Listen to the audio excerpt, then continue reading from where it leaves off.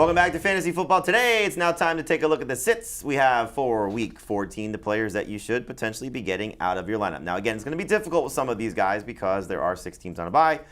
But we'll start with Dave's sits here, and you're sitting Mike White. You obviously do not like to watch the Jets and the Bills play this week because you have Devin Singletary and Gabe Davis sitting as well. Tavius Murray and Adam Thielen we've already talked about. So let's start with the quarterback situation there, Dave. So Mike White's been very good for the Jets. He's been good for fantasy managers in at least one regard, a lot of yards. Yeah. Taking on a Bills defense, though, that intercepted him 4 times last year. And I'm worried about, I don't think the matchup is necessarily a death knell on him. I think he's okay if you're streaming quarterbacks, just not somebody that I would have toward my top 15 or anything like that. I don't like how he started cold last week. I don't like that he was 6 of 17 passing in the red zone. He might come away with decent numbers based on volume. That's what you're hoping for if you start Mike White.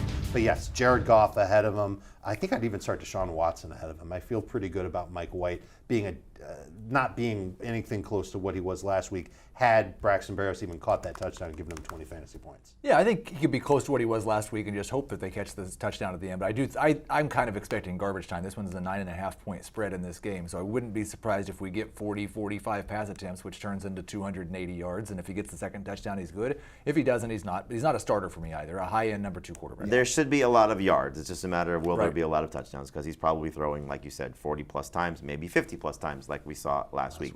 All right, Dave, the other side of the ball, you got Devin Singletary and Gabe Davis as sits. Why?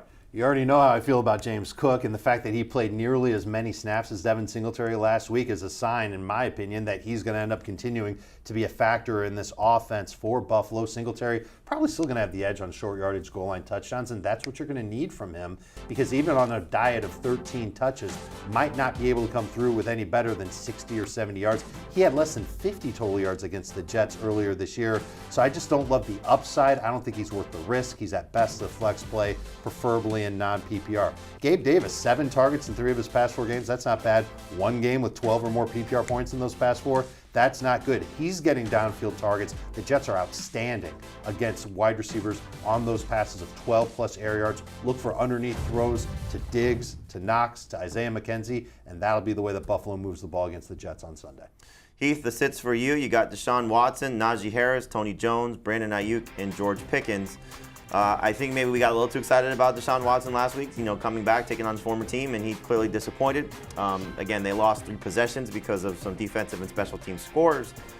But this does not feel like a good setup for him, so we'll start there, taking on the Bengals defense that's been really good against opposing quarterbacks. No, I mean, it's the team's second consecutive road game, so that's not a good situation for them. It's only his second game in 2 years, and the only game we've seen from him was an absolute miserable disaster. He did not look like, and it's not just the stats, like he did not look like a quarterback who deserved to be starting for an NFL team. Until he does, you can't start him.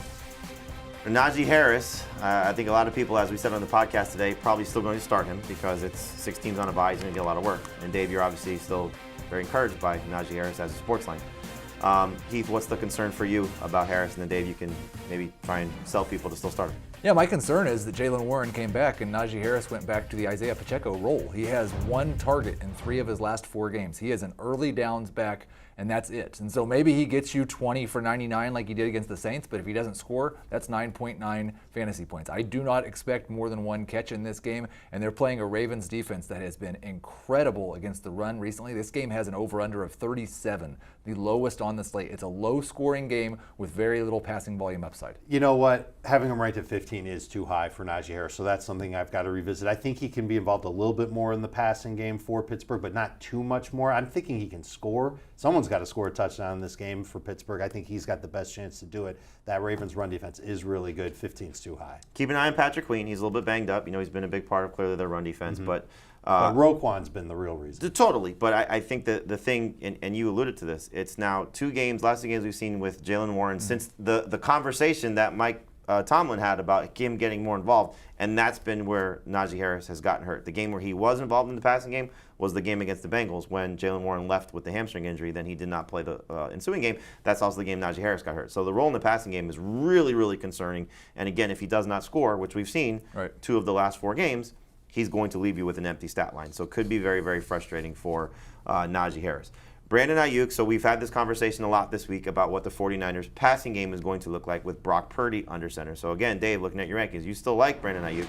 Heath and I are on the same page here. We're trying to avoid him. So your expectations for Ayuk with the new quarterback? I think he's going to see somewhere between 5 and 7 targets. I don't think they're going to be particularly accurate targets. What they want to do is dump the ball off with Brock Purdy at quarterback. Christian McCaffrey's awesome at that. Deebo Samuel's awesome at that. George Kittle works in that area of the field very well. That's not what Brandon Ayuk does very well. He needs to go downfield. I don't think there's going to be a lot downfield for him in this game.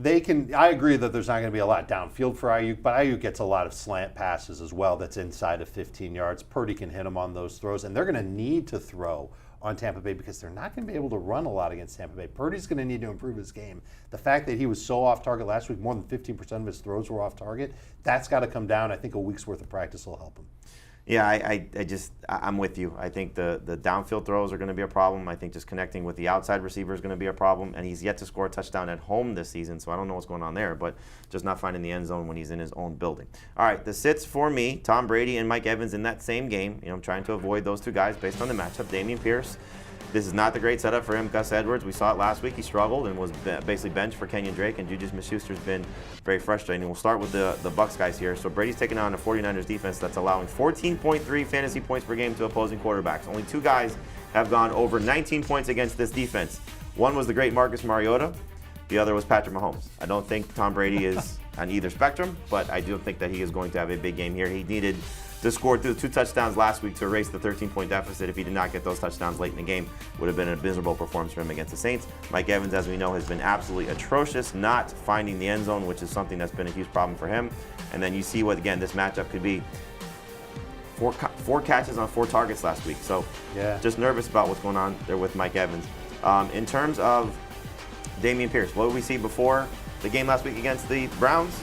2 awful games against the Dolphins and the Commanders. What did the Cowboys do? They shut down the run. I think Dameon Pierce is in trouble this week, even with Davis Mills back under center. So more of a flex, better in non-PPR, has not scored since week 4.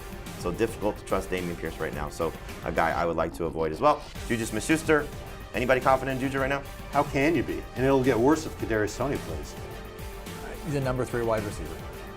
There's still hope for upside, but he's a number 3 wide receiver right now. All right, so Juju, if you can avoid him, avoid him. But again, 6 teams on a bye, so might be tough. Hopefully he bounces back after what's been a tough month for him with the concussions and the poor play. Check out the Fantasy Football Tape podcast. Wherever podcasts are found, you get more starts and sits from us there, and we will help you dominate your fantasy league. Scan the QR code or just find it wherever podcasts are available, the FFT Podcast.